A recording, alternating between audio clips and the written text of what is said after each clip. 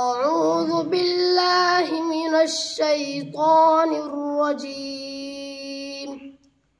بسم الله الرحمن الرحيم. يا أيها النبي جاهد الكفار والمنافقين واغلظ عليهم ومأواهم جهنم وبئس المصير. يحلفون بالله ما قالوا ولقد قالوا كلمة الكفر وكفروا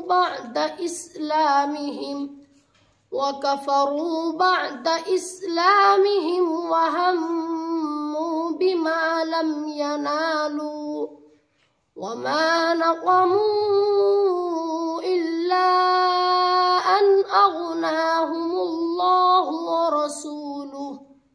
ورسوله من فضله فإن يتوبوا يك خيرا لهم وإن يتولوا يعذبهم الله عذابا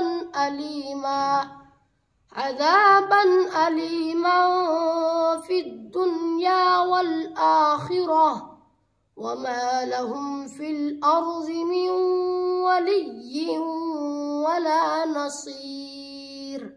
صدق الله العظيم.